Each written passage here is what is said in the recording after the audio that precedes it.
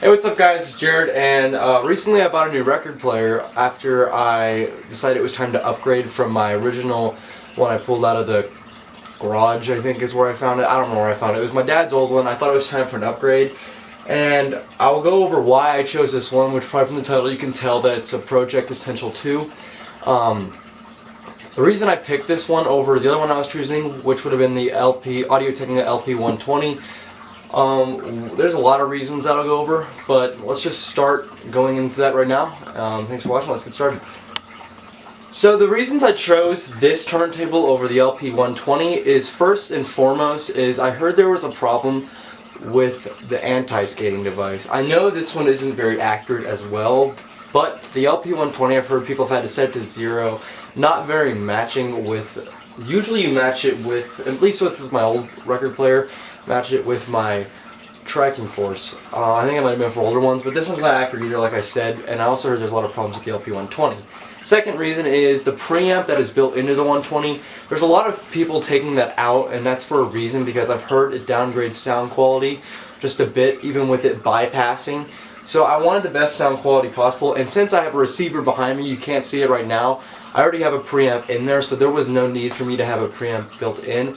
And then the stuff that's kind of with the LP120, it sounds good, but you don't need a lot of the stuff if you're just casual listening. Like, you don't really need a high adjustment if it's set correctly. And then you can upgrade the LP120, you can upgrade this too, but majority of what I saw, I wanted to go with this one. So now let's get in the actual review of the turntable. What comes with the turntable at first is this felt mat, which they are known to collect hair, dust, and also really dramatically increase static. So with my old turntable I have this cork mat that I've now put on this one. Helps a lot with sound quality and prevent static. Not the best, I still need to get a static brush, which I'm going to do this weekend. That doesn't have anything to do with the turntable. It is a belt-driven turntable, plays at 33 RPM and 45, your two standards at 12-inch LPs and little 45s. Doing that, you have to switch the belt from lower to bottom, top being 33 and bottom being 45. The best thing about this turntable, it has a counterweight which helps not destroy your records like some turntables today. So that's a great thing. And then that also helps you be able to replace the stylus, cartridge, things like that, because it has specific markings that would come with your stylus for the correct tracking force. Being belt driven, I've heard the belt can come loose sometimes. I have not had a problem with that yet, but I haven't had this turntable for that long. It probably will happen eventually, but it's not that hard to put on if you have someone around you. The hardest thing about setting this turntable up was getting the belt on, because it tends to go under or over the turntable. It's hard to kind of get right, but with some practice you'll be able to get it pretty quick. Comes with the dust cover, which helps a lot, especially if you have dogs like me who prevent hair if they come in the room or hit the stylus or something like that. It's happened to me with a lot with my old turntable. So that helps a lot, and you can put it down while you're playing, also a great thing. First, out of the box, you get this little cover. I don't know how well that's focused, but you get this cover for the stylus. You're supposed to take it off while adjusting the counterweight, because you don't want more weight than actually is going to be playing on the record when you're doing that. Another problem I have with this is that you can see it moves quite a bit.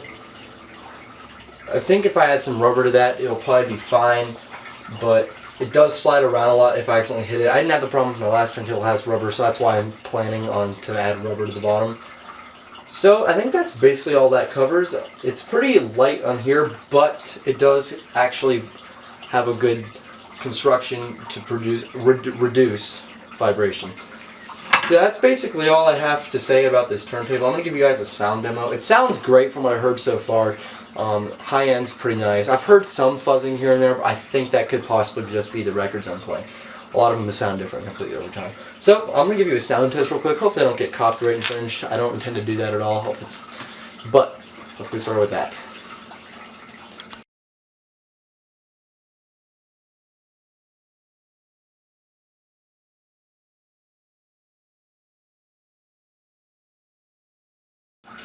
Alright guys, thanks for watching. I hope this sounded good over the camera quality of the microphone. So, it sounds good to me in real life. I will be posting more content like this soon on my channel, so keep checking that out. Subscribe. See you next time.